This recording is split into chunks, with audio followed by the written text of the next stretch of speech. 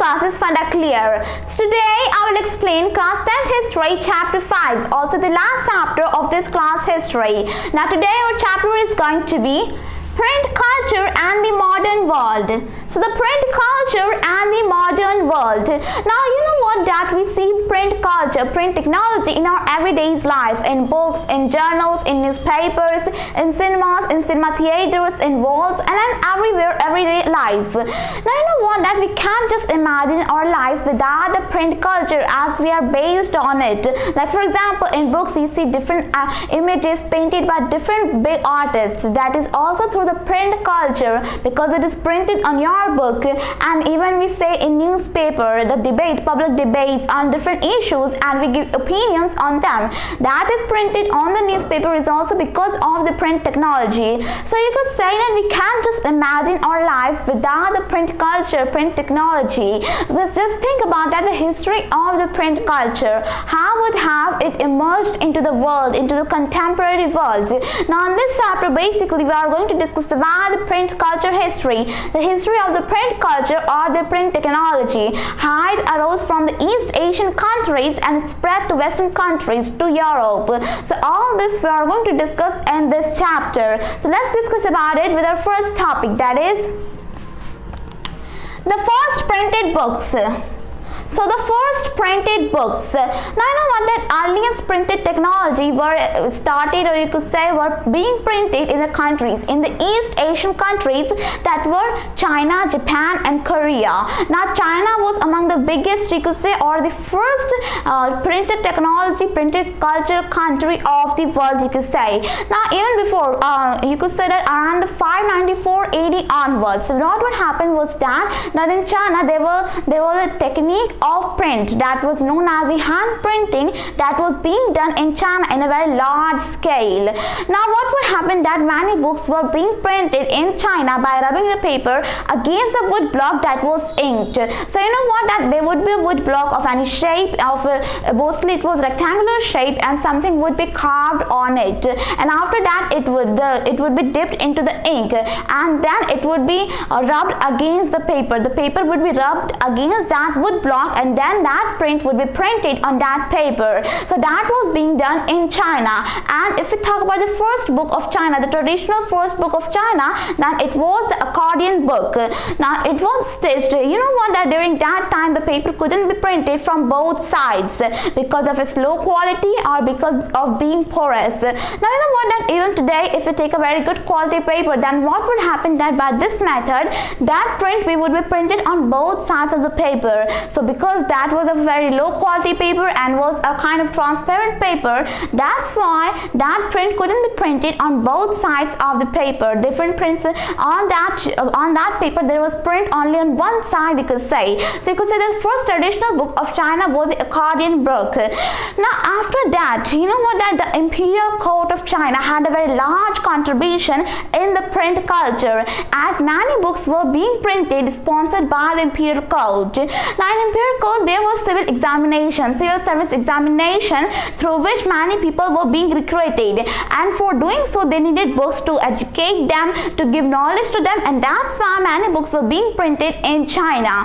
And after that, in 17th century, you know what, that the number of candidates went up for the civil service examinations, and that's why the print culture, the number of books that were being printed in China also went up. So that was the print culture in China. Now after that when Britishers in 19th century, in late 19th century, many mechanical press, many technologies, many machines were now being imported from Western countries into the China, as those Western countries were making their outposts in China. So you could say that a little bit converts into the mechanical technology, to the technology of printing press. So you could say that first in China it was a hand printing, and after that it went to the mechanical, the technology, machines of the Western countries. So that was about the print in China. Now our subtopic here is print in Japan. So print in Japan. Now as we have discussed about the print in China, now what about Japan? Now you know what, that from AD 768 AD to 770 AD. Now AD is also known as Anno Domini. You know what? what that we see the dates as BC, that is before the Christ, and AD as Anno Domini. So in around the AD of 768 to 770, now many Buddhist missionaries from China were spreading the hand printing technology into Japan, and that's why the first ever the book of Japan, the traditional book of Japan, that was the Diamond Sutra, was printed in 868 AD. Now it contains 6 sheets with wood blocks, you could say, with that same technology that was being used in China. And you know what, that printed culture, printings were now printed, pictures were printed on textiles, on paper money, and the playing cards. And there was a very unique technique of Japan as well, that was known as the ukiyo painting.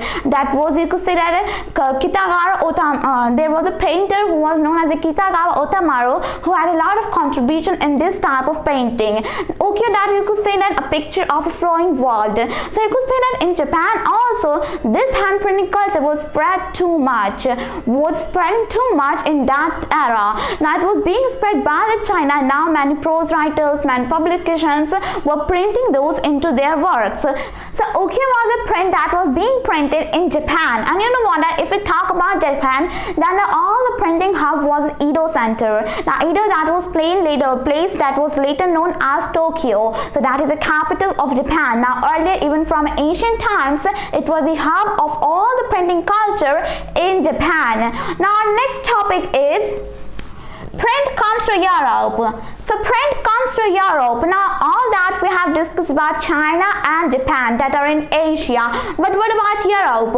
As already you know that from China, spices and textiles were being exported to Britain, to many Western countries, and that was because of the Silk routes. And from those routes, all the printing culture, the paper from China also traveled from all those Silk routes, and after that it reached the Western countries, the Europe, you could say. And after that, in 1295, Marco Polo, who was a great explorer, did so much research in China and brought the print culture to his country, that was Italy. So in Italy, now print culture, the handwriting method was being used now instead of that paper. You know that in Italy earlier what was happening, that in the whole Europe what was happening was that there were manuscripts. The manuscripts who were done by the scribes in a calligraphy writing. Now you know what would happen, that those scribes would just imitate and writing in a very good writing,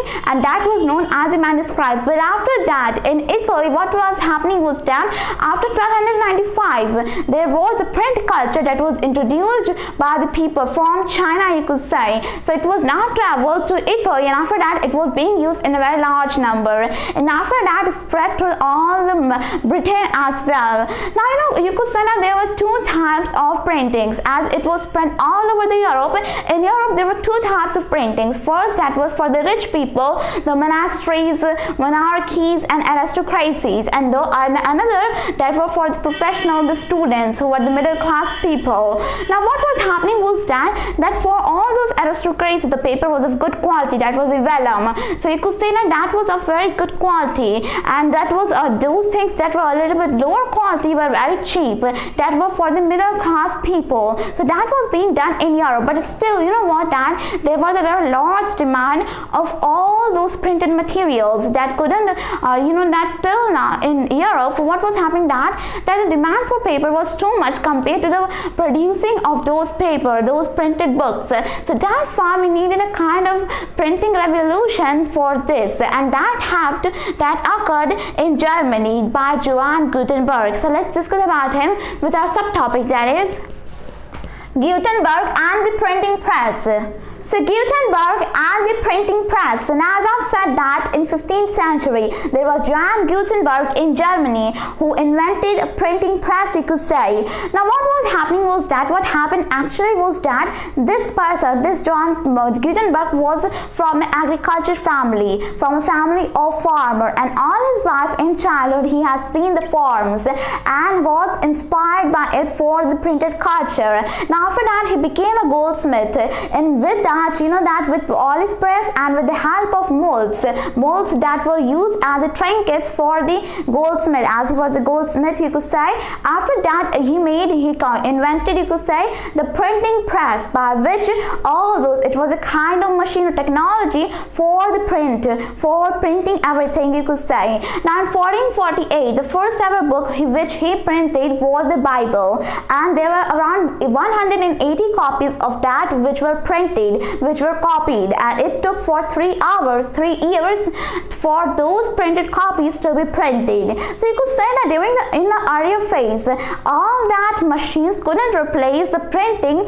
by the hands, but after that, that by these machines, what was being happened, that they were just copied down, they were just pressed, and that with that press whatever was on that block would be printed on the paper, and decorations would be done by the hand. And for rich people, for the monarchies or aristocracies, the gap would be left. There would be some blank place for the decoration by hand, so that they would choose about the decoration of that blank space, you could say. So you could say that was being done, but after that, that people needed more and more prints, and that's why there was a shift of printing culture from hand printing to mechanical printing. Now in 15th century, there were 20 million copies printed down, and after that it went to 200 million copies in 16th century. So you could say that was a print revolution that was brought up by Johann Gutenberg in the 15th century. So that was the invention of printing press that brought the print revolution. So let's discuss about its impact with our next topic, that is the print revolution and its impact. So the print revolution and its impact. Now that the print revolution doesn't just mean the way of new printing culture or different technologies or machines, but it meant the change of perceptions of the people's mind. The mindset of the people was changed because of this revolution. And how was it so? Let's discuss about it with our subtopic, that is a new reading public. So a new reading public, that after the print revolution, when this printing press was introduced, now all those books that were earlier very expensive now were becoming cheaper, as there were many copies that were being printed. As also know that in the earlier phase of printing that was done by the hand printing method, what was being done was that there were less number of copies of a particular book, so that's why it had to be very expensive, but now it could be cheaper too, and could be afforded by every person of Europe. Now in the earlier phase of all those printing press, what was being done, that all those books were meant for the elite people, all those people who were very rich, and all those illiterate people or those you could say very poor people couldn't reach to those books, and that's why they had to, all those information of the books, all those writings of religious things, that all those hymns, songs were being transferred orally. People were just spread it by mouth, by orally, you could say. But after this printing revolution, what happened was that now people could have it. You could say that every person of Europe now could have it, even the lower strata people. But the question here is that they couldn't read it, as they were illiterate. So for doing so, what happened, that now many ballads, many poems were being recited in those books, were being printed in those books with so many pictures, so that they were recited among the whole groups of the villages, among the gatherings of the villages. So that was being done. Now a new reading public was was encouraged. Now what happened was that, you could say, earlier there was a very big line between oral and the reading. Now that line had become very blurred.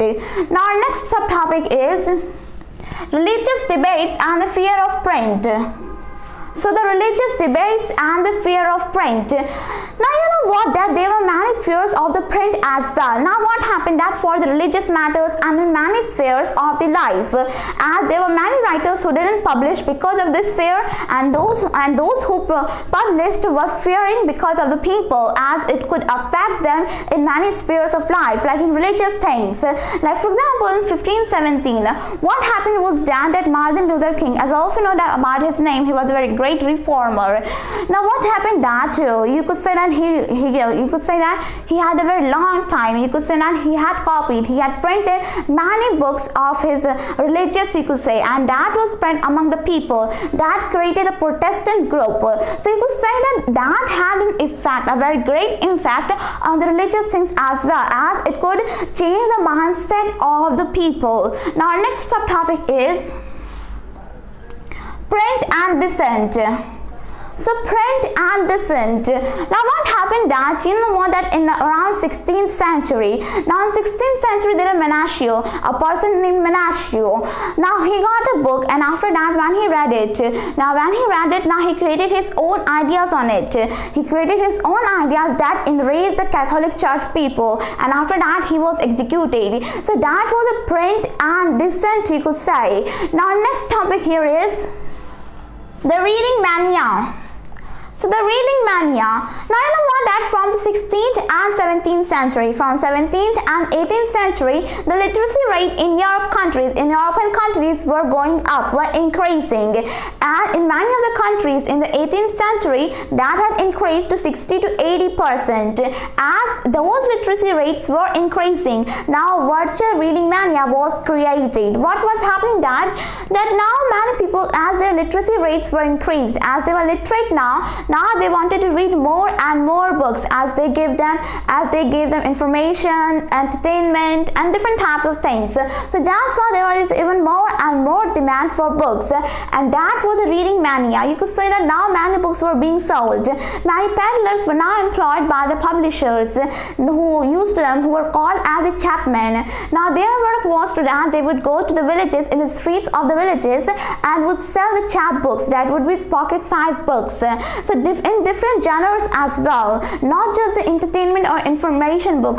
You know that in romance books or in every comedy book, every type of book was being sold to the people of Europe, and it also helped the people to understand the ideas of big scientists, as now their ideas could be spread among all the people, like scientists like Isaac Newton and many other scientists. Whenever they gave a kind of theory, that would be printed on the book, and after that it would be spread among the people as the literacy rate was going up. And many thinkers like Thomas Paine or Jean-Jacques Rousseau or many other, Voltaire, you could say, now their ideas were also being printed in the paper, in the books, as against the despotic rule, against the undemocratic rule. So that was the reading mania, the nature, the creation of the reading mania. Now our subtopic here is tremble therefore tyrants of the world. So tremble therefore tyrants of the world. Now by mid-18th century, now there was a conviction among the people that the books were a means of spreading the progress of enlightenment. Now it was a conviction among the people that books were meant for the enlightening the people. Now you know what, that there was a novelist whose name was Mercier. Now you could say that Mercier wasn't his full name, but was his nickname or a kind of short name. Now you know what, that he said that this books, this printing culture, printing technology, printing press was the most powerful engine of the progress, and all those people who were reading those books were the force which were making them move further, which was making that engine to move further. So that was said by him, and he also said that therefore tremble the tyrants of the world. So you could say that this was spoken by him, this quotation was spoken by him. Now people were seeing all those books as a means of enlightening them.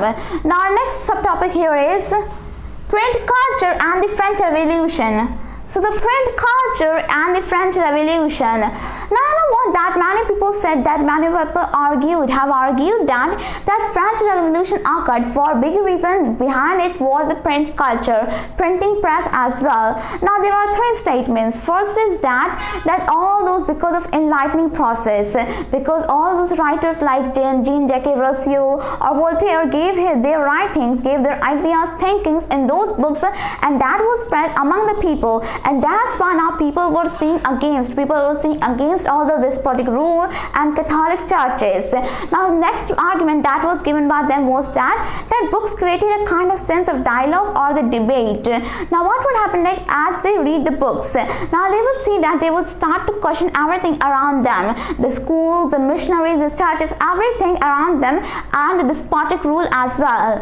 Now third and last argument that was given was that you know what, that by books, what was happening, that now that books, because of a flooding books literature in the 18th century, that affected the mindset of the people. So these three were the arguments. Now you can say that these books did shape the mindset of the people, but not directly, because people didn't just read in one side. If they read about the ideas of Jean-Jacques Rousseau or Voltaire, then they also read the ideas of monarchical kings or all those missionaries. So that wasn't one-sided. So we can say that these didn't change the mindset of people, but it did have the possibility. It had the possibility of making them open their mind for everything around them. So that is the connection between the books and the French Revolution. Now our next topic here is the 19th century. So the 19th century, now you know what, that by 19th century, in the 19th century, or you could say after 19th century, there could be seen many changes, vast changes among the readers of the printing culture of the books, among the children, women, workers. So what were those changes? Let's discuss about them with our subtopic, that is children, women and workers. So children, women and workers. As I said that in the 19th century, these three were the most readers of the books. They emerged as the bigger readers of all those books. Now in the children's case, what happened, that you know what, that by 19th century it was compulsory for the child education in all over Europe, and for doing so in France there was a committee or commission or group that was formed for the children's literature education alone in 1857 that worked for the children's education. So for doing so, there must be some books that have to be printed as the textbooks, as the children's school textbooks. So that is how all those children became the readers of all those books. Now in case of women, even from a very long ancient history, as we had seen of China, even in a long history, in the ADs of 594, there were many women who were writing their autobiographies. Now you know what, that women in the 19th century were important as readers as well as the writers. So you could say that there were many writers who were very who were very famous and were women, like the Bronte sisters and many more writers you could say. Next there was a case of workers. Now as all of you know that by 17th century there was existence of landing libraries, and from 19th century in England they were the reason, they were seeing themselves as an instrument for educating all those self-employed workers, middle class workers or low class workers, all those white collar workers and all those people. And there were many workers, as also know that in 19th century, as their shift was a little bit shortened, and there were many workers who were trying to read books by themselves, who were writing their autobiographies or about their job by themselves. So that is the case of children, women and workers. Now our next subtopic here is further innovations. So further innovations. Now you know what, till now there was Gutenberg press that brought the printing revolution, and in that there was a press, there was plating and there were printings. You know what, that by all those things, by cylindrical press, the print was printed, something picture or anything was printed on textiles, playing cards.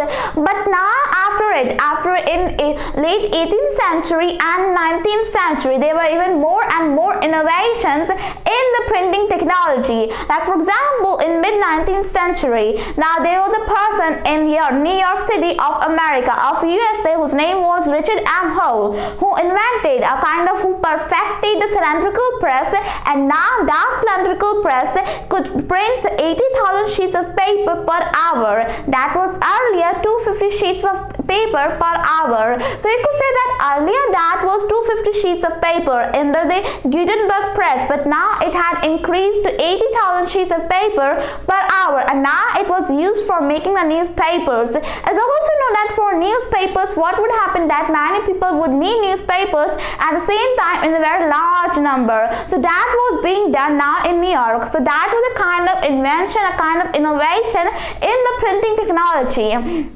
And similarly, in the 19th century, offset picture quality, offset printing technology was also introduced, according to which now 6 colors could be used at the same time. Now earlier what has to be done, you know what, that in a painting, very earlier in the ancient times there was black and white painting, printing, but after that one color could be used at a time. Now it had increased to 6 colors at a time.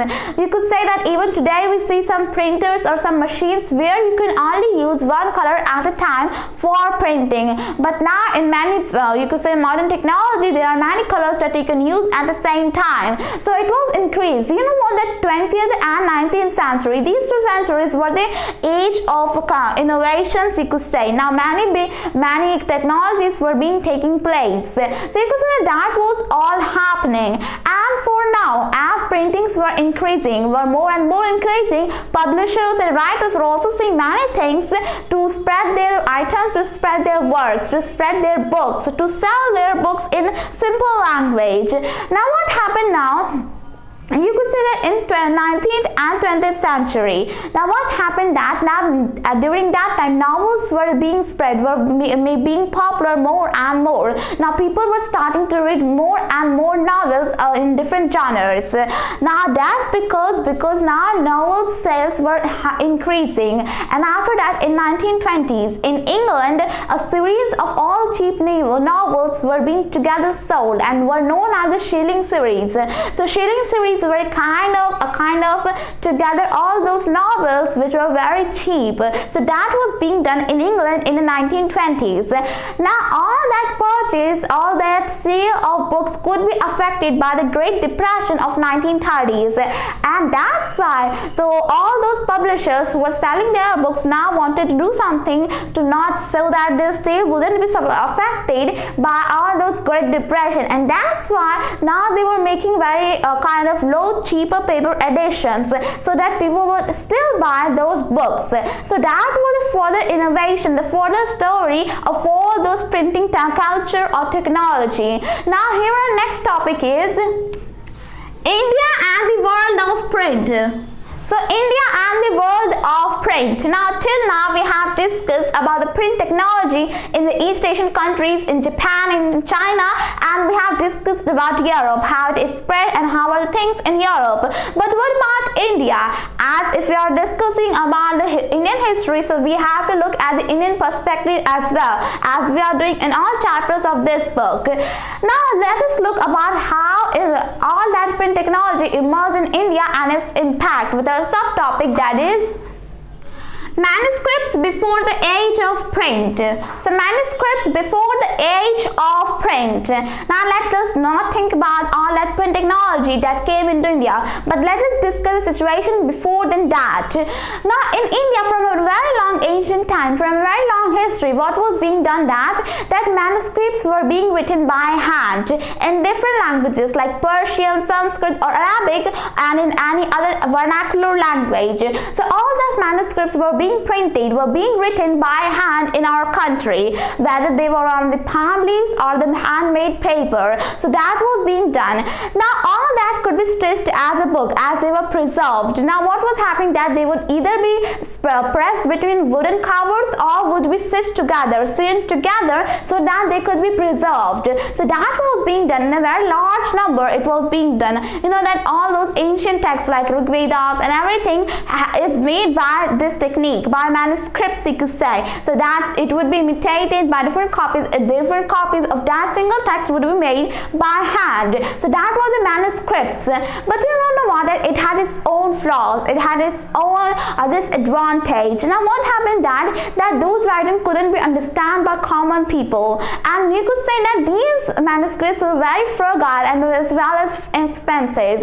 Now they're expensive as a lot of time was needed for a single manuscript, as it was written by hand, because it could not be printed again and again by machines as they weren't. So that's why, because of hand technology, a lot of time was being consumed in a single manuscript, and that's why they were very expensive as well as fragile. As also know that during ancient times there wasn't that much quality of paper. Now people had to preserved all those manuscripts very carefully, and often those manuscripts were torn off or were lost, you could say, were very fragile, that not everyone had to buy, not everyone was buying all those manuscripts. And another flaw was that, just as I've said, that they could not be read or understand easily. Like for instance, in Bengal, as also know that there was a very good network of education in the pre-colonial period as well, and you will be surprised to know that students of all the schools, or you know that in Hindi we say Vidyalayas during that time that we had discussed in the 8th class history. So in all those schools and colleges and universities, what was happening that all the students never had any textbooks, because all those textbooks were the manuscripts that were written by hand and could not be understood easily, and that's why they never read any text. Only by writing they became literate. Now what was actually happening in those schools, that all those teachers would give them words to write, and they would just write and then become literate. So that was the manuscripts before the age of print. Now before print came into India, there was already the manuscript culture in our country, the manuscript culture that was being preserved from a very long history. Now here next subtopic is print comes to India. So print comes to India. Now just as I've said that manuscript was before the age of print, but after that print did come into India. Now first ever print culture that was introduced in India was in the mid 16th century by Portuguese missionaries in Goa. As I also know that in Goa there are still many missionaries, and Portuguese missionaries, Dutch missionaries as well came into Goa. So first ever print culture that was introduced in our country was in Goa by Portuguese missionaries, and after that Jesuit priests learned Konkani language and other regional languages and made the printed tracts in those languages. Now in 1579 the first Tamil book was introduced, was printed down in Cochin region, and after that in 1713 the first Malayalam book, that is the book in Malayalam, was also printed by the printed technology. And after that, you know what, that those were printed by the Portuguese missionaries, but they were also printings by the Dutch missionaries, Dutch Protestant missionaries. Now what happened that by 1710 you could say that Dutch missionaries had 32 prints of Tamil texts that was printed by the printed technology. You could say that by hand printing. So what happened actually was that by 1710 the Dutch missionaries had 32 Tamil texts, either they were translated. Many of them were the translations of the before works, of the earlier works. So you could say that that's how print came into India as a being. But you know what, that even by the 17th and 18th century, you know what, print only became popular in India. Print culture, print technology only became popular in India. The English print technology only became popular in India in the late 19th century or 20th century. Now you know what, by 17th century, by the starting of 17th century, in the mid 17th century, Britishers in India, the East India Company, as I also know that in mid 17th century they came into India, and after that there were many presses, printing presses that were imported from Britain, but it did not have a kind of big impact on the people of India. I know that it didn't kind of impress the people of India, and that's why it take a very long time for all those presses to be popular in India. So that is how print came into India. Now after that, many newspapers, journals, magazines also became to be started in India. Now you could say that first ever in 1780, now there was a person whose name was James Augustus Hickey. Now in 1780 he started a magazine. He edited a magazine that was known as Bengal Gazette. Now it was known as a commercial paper to all people but influenced by none, open to all people but influenced by none. Which was this magazine, or its editor was very proud of its independence from the effect of all this colonial rule. As also in 1780 a lot of part was under the control of Britishers, so it was very proud of its independence from colonial rule, from the colonial impact. But after that, you know what, in that magazine there were advertisements about many things, about the slaves, about the selling of slaves and many things. But instead of similar to that, there were many things about the gossips. There were many gossips about the senior officials of the East India Company, of the British East India Company, and that's when, enraged by this, Lord Warren Hastings, now what he did was that increased the sanction of all those materials, of all those magazines. Now sanctions was being taken place, and after that there were many spreadings of newspapers in India, and many Indian newspapers, Hindi newspaper or Indian newspapers were also being started, and the first one was the Bengal Gazette, started by Bal Gangadhar Tilak, who was very close to Ram Mohan Roy. Ram Mohan Roy was a great reformer who banned the sati practice in our country, and many more things he did, as we had already discussed in class 8 about him. So you could say that first ever newspaper that was started in India, that was Indian newspaper, Hindi newspaper, or you could say that was started by an Indian person, was the Bengal Gazette, and was edited by Bal Gangadhar Tilak. So that's how print comes into India. How did print came into India and spread into India? Now our next topic here is religious reforms and public debates. So religious reforms and public debates, as I've already discussed in Europe, that it did have, these print tracts did have a very lot of contribution or a kind of effect on religious things, on religious beliefs, and there were many interpretations by the people, by the local common people, as we had discussed about my person. You could say that we have already discussed, and you could say that there were many things that were being interpreted in the sacred beliefs or values in the religious things. So how was it done in India? Let's discuss about it, as we had discussed about the Europe till now. Now you know what, that many people in India were against the colonial social change, that they were arguing the change that was done by the colonial people. So you could say that was first thing that was printed in the printed tracts, and after that there was a lot of controversy between the social reformers and the Hindu reformers, and versus you could say that these were on the first group, and the second could be the Hindu orthodoxy, the Hindu society orthodoxy. Orthodoxy is also know that who believed in the traditional values, in very old practices and very old traditions. They did, you could say that they did preserve them, they did appreciate, they were very precious to them. So these, you could say that there were many controversies between these two parties, between these two groups. You know what, that many Hindu reformers were against the ideas like widow immolation, idolatry, Brahminical culture, you could say Brahminical kind of discrimination that was of the castes, the classes in Hindu society, and all those Hindu orthodoxy was against all those reforms. And that's when in 1821 Ram Mohan Roy, who was a great reformer of India, Indian great reformer, started his newspaper that was known as Samad Kaumudi. Now that was newspaper, and again the opinions of this newspaper was started, that was known as the Samachar Chandrika. Now it was sponsored by the Hindu Orthodox Society. So you could say that all those opinions, beliefs, values or interpretations that were being printed in that newspaper started by Ram Mohan Roy were challenged or were against all those beliefs were now being printed in Samachar Chandrika against all those ideas. So you could say that was just a normal thing in India during that time, because many people started their new newspapers in new ideas for reform in the social change, and many people were against it and started their own newspaper. So that is how there were clashes between the different ideas, and that's how new ideas emerged in India, with the clashes of all opinions of different people, with debates, political discussions, and there were new ideas that were emerged because of clashes for all those things. So that was it.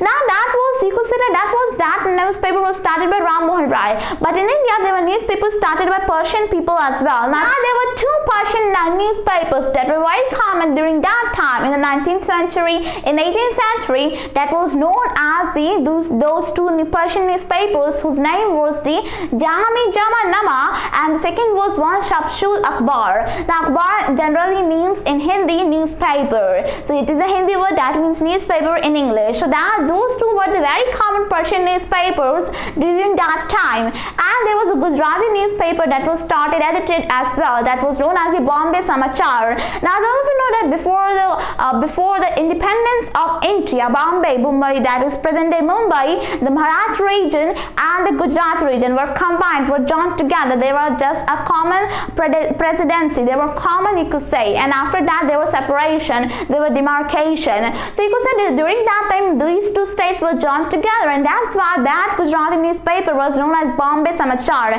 or you could say Bombay, that means Mumbai during present time. So that is how started all that newspaper work started in India, and that was about the Hindu society, the social change. But what about the Muslims? Now there were many things that started for, you know what, that ulama, many ulamas in North India, ulama who were kind of sage in the Islam communities.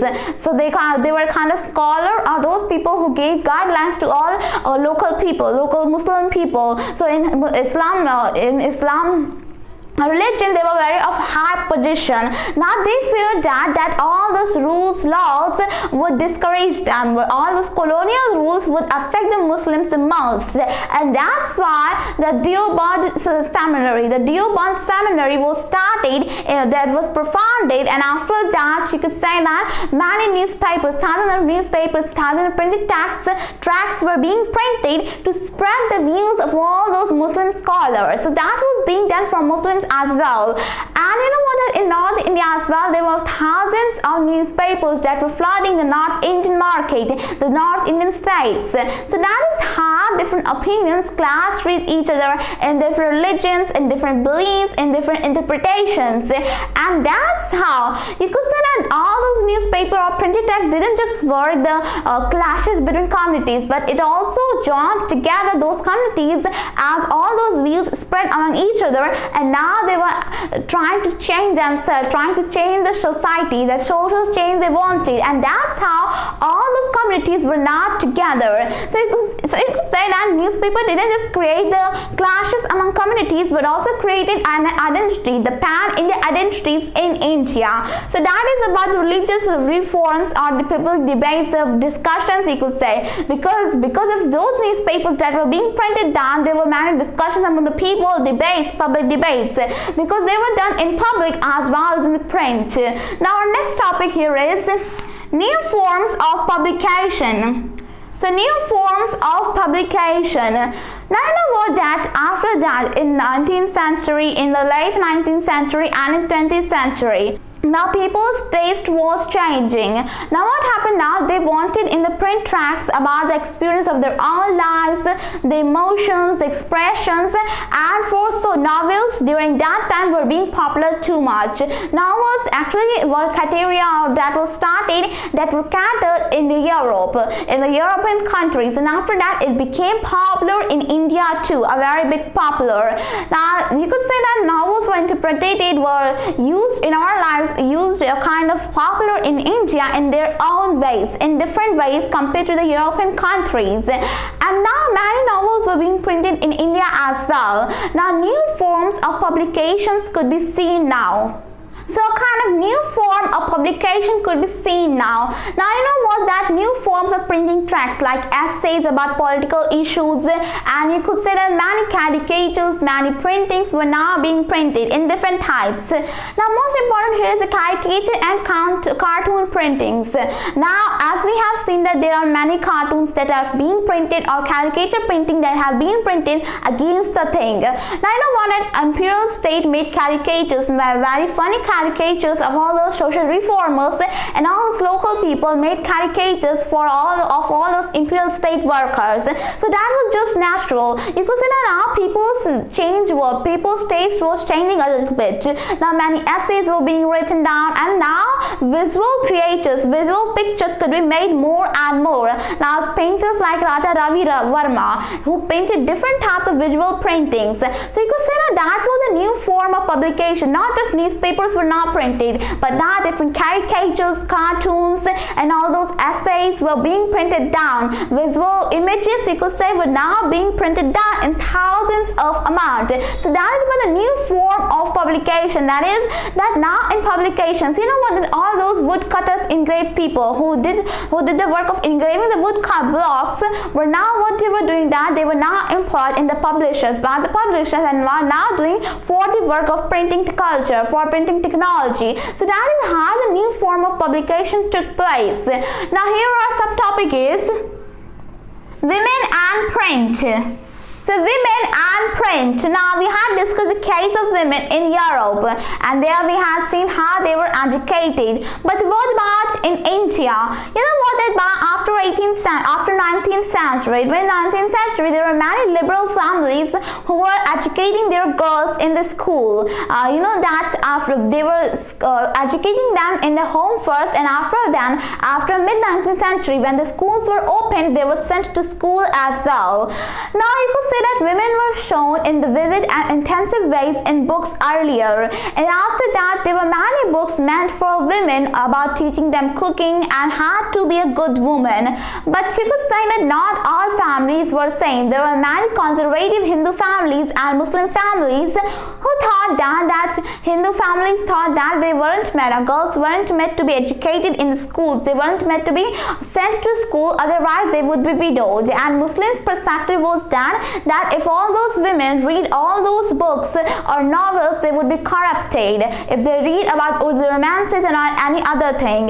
So those were the two perspectives of the conservative families, and those who were not sending their girls or women of the home houses to schools. And that's when, because the social reformers and all those nationalists were also demanding for the women. You know that all like social reformers raised issues like child marriage and you know that widow remarriage and sati practice, many things. So there were many cases that were going for women in India as well as against women in India. Not all people were in support of women, and not all the people were against the women in India. Now you could say that we have seen many stories about women, how they learned, how they empowered themselves. As we already saw in the previous class history about Sundari Devi, you know what that she learned? She educated herself from the page, from the textbooks of her child. So you could say that was normal. You could say that many women started to learn, started to educate themselves by themselves. As we also saw a case. Now you know what, that woman, Sundari Devi, also wrote her autobiography that was known as Amar Jiban, the first full-length autobiography of an Indian woman. So you could say that was her autobiography, that was her story. And we also saw about the Hindu upper classes women like Pandita Ramabai or Tarabai Shinde, who raised voices against the miserable lives of Hindu upper class women. Now you could say that most of the women who were educated, whose family were sending them to schools were from the middle class family. Now you know what, that in poor class families the first priority would be men, of course, and in the upper class families all those women were bound to the husbands, to their men of the houses. So you could say that that's why the literacy rate of the women from the middle classes was high compared to other women from very upper classes or very lower classes. So you could say that that's why all those upper class women raised wars against the miserable lives of all those upper class women, like Tarabai Shinde and Pandita Ramabai and many more women, not just these two or three. There were many women like the Nawabs of Madhya Pradesh, Bhopal region, and many women were raising voice for women. And they got also support from many social reformers about newspapers. They started their own newspapers meant for women. And you know what, that all those newspapers or printing tracts that were meant for women or were edited by women were very popular in India as well. Now what happened that in Batala that was you could say responsible for all the newspapers newspapers in the region, in Bengal region, in Calcutta region, for all those newspapers meant for women was also popular in that region. So you could say that women and the print, if it connected, then print did have the women of India too much, very much you could say. Now that is because by printing materials they could study, they could empower themselves, and at the same time they could spread their views to other women to empower them as well. Now our next subtopic is print and the poor people. So print and the poor people. Now if we talk about the poor people, do you think that they got the chance of reading all those books? Now let's discuss about it. And I know that in India, all those poor people, there were many cheap books that were brought into the markets just for those poor people, so that all those ideas of nationalism and all those ideas of reforms would spread to the lowest people, to the lowest class of the people of India. And that's why there were many lending libraries that were in existence in India. Lending libraries that lended the book. You know what? Many public libraries were also started that were free for all those poor people. So that was being done in India for all those poor people, to get the reach of all those books to all those poor people. Now you know what, that was about the poor people. There were classes, you know, that discrimination among the castes and the castes as well. And that's why many writers like Periyar from the South Indian region, that was whose full name was E.V. Ramaswamy, that was commonly known as Periyar or Dr. B.R. Ambedkar, who were the great reformers for the caste discrimination, also wrote many books about the caste discrimination to empower all those lowest class of people, so that they would also read, they would also empower themselves. And also you could say that for poor people, for the lower class people, also there were many voices that were rising, you could say, that were being raised by the people of India for the empowerment, for doing the work in favor of all those poor people or the lower class of the people. As also know that during that time there was a lot of discrimination, that like untouchability, practice of untouchability, many practices against all those lower caste people. So that was not, you could say that could not be tolerated by the people, by the reformers. And that's when all those public libraries were started, many books were brought to those people, and now they were being educated. Now here our next and last topic of this chapter is print and censorship. So print and censorship. Censorship, as often know that the right to all those managing all those printing tracts and anything like magazine, newspaper, books, journals, all those things. So that is known as the censorship. So you could say that how was it? As also know that during that much printing that spread into India, there was colonial rule in India. So how that censorship was affected in India, let's discuss about it. Now by 1798, colonial officials didn't want to have censorship right among all those on those newspapers or journals or magazines, because they were not interested in it. But after that situation changed, now many nationalists were rising and many social reformers as well.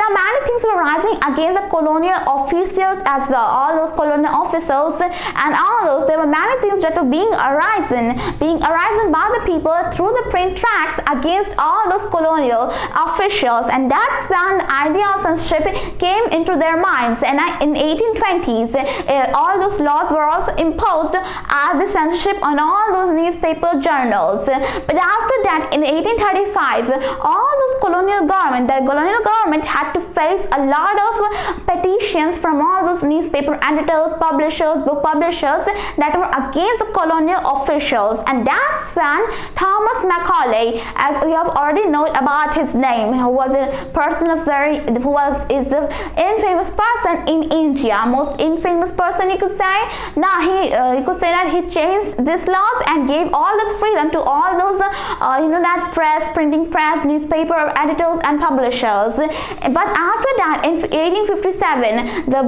you could say that the Great Rebellion in India. Now as also know that rebellion started in 1857, the rebellion of 1857, and after that, that all those British officials, colonial government was not enraged, and now they thought that their monopoly rights could be over if they didn't have a censorship right on all those printed tracts. And that's when again all those you could say more and more censorship laws were now imposed on the Indian government, on the Indian publishers and editors, that were inspired by the Irish laws of censorship.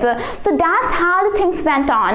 Now it was clear that if anything that was seditious, then all those publishers or editors would be warned, and if they ignored that, then there could be imprisonment for them. But still, despite of all those facts, still in India, all those ideas against all those colonial officials were being still carried on in a very secretive manner or even in open, because colonial government couldn't arrest all the people of India, so it was very hard to catch them, and still all those things were going on despite the fact that they could be arrested. So that is all we have discussed in this chapter, how the relationship is between the print and censorship. Now even today we see censorship, but that is not against the government, that is then all those acts, or that all those texts, the printing text that is against, that could be abusive to the readers, or that is not appropriate for the children. So that is still going on, but it's okay. But during that time the censorship was too much. Now in this chapter we have seen different things. Now from starting we saw about China, how the restrictions were going, how the things were going on, how the printing went in China, and after that we discussed about Japan, the ukiyo print, the Edo region. And you know what, that in Japan, Edo region became the hub of printing cultures, and in China, Shanghai region became the hub of printing cultures. And after that we saw that about Marco Polo, how he you could say spread the ideas of printing culture, hand printing to Italy in 1295, and after that it spread to all over Europe. And then after we saw about the Gutenberg press. Now in Gutenberg press there was a platen, there was a cylindrical press. Cylindrical press would be rotated, and after that you could say that below that there would be a very hard metal, and then it would be pressed down because of rotating that cylindrical press, and then print would be printed on that paper. So basically that was a Gutenberg press, you could say. And many things we saw, like political, we also discussed about Louis Sebastian Mercier, who said that tremble therefore tyrants of the world, before tremble the virtual writers. So you could say that those were the things that we saw into this chapter. We saw that there could be these all print tracts had a very lot of impact on religious debates. There were many interpretations on the values, as we discussed about Martin Luther. Now don't get confused with Martin Luther King Jr. He was senior of him, you could say. Now he was senior to him. So Martin Luther King, we discussed about him, and we discussed how his ideas spread through the print tracts that impacted, that had very great impact on lots of people. So all this we saw in the European perspective.